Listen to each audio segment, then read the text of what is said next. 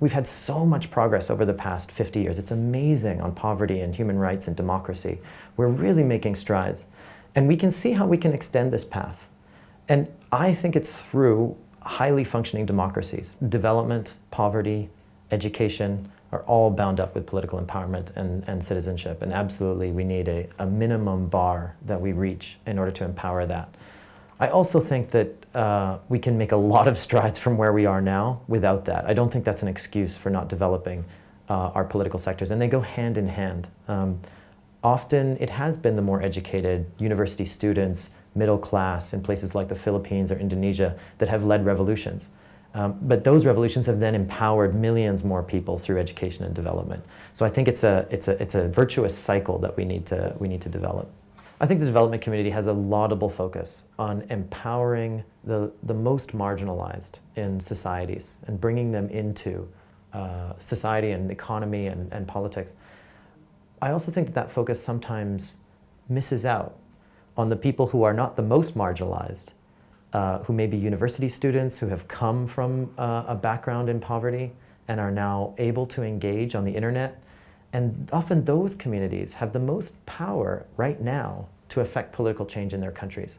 And I see relatively little focus on those people. And I think they have the most possibility to bring change. Middle class, middle-aged women often are the shock troops of our social change movements. That's what a lot of the demographics tell us from the movement building. And so it's moms save the world. And I think that's a political fact that we often have to engage with.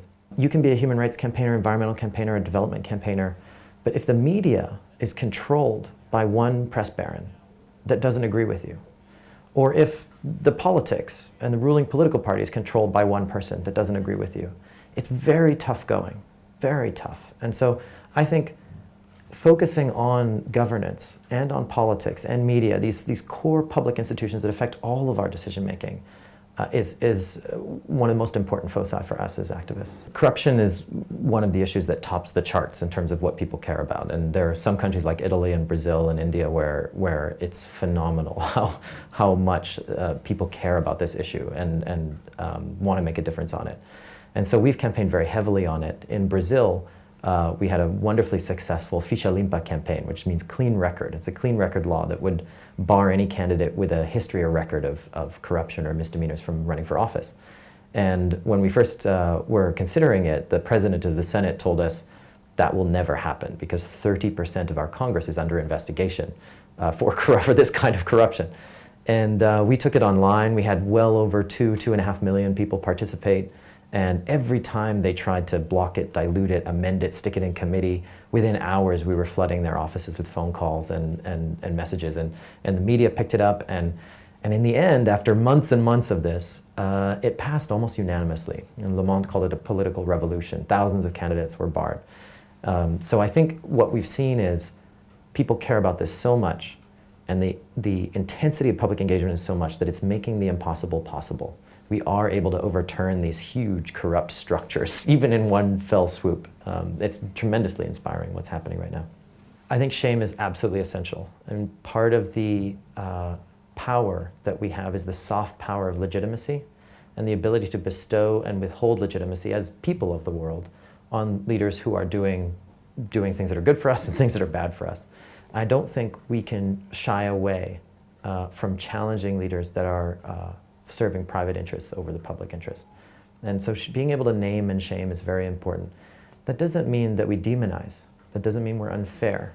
That doesn't mean that we don't look at ourselves and our own problems and faults. I think that's essential to the kind of democracy we need to build. I think there's a series of serious obstacles that we face. The ones that I'm most worried about are the geopolitics. If we get the wrong kind of political movement in the United States, if the nationalists really rise in China, if Russia continues its slide into authoritarianism, I think the scope for democratic process globally is very constrained. And I think we all need to be very worried about that. But I do think we have everything we need to try and address those challenges. I think over the next 15 years, if we make a concerted effort, we can liberate the United States from the grip of the corporate capture of its legislature that stifles the politics there right now, and that funds this corrupt political movement that dims the possibility for democracy in the United States. And that's going to be challenging, but we can do it.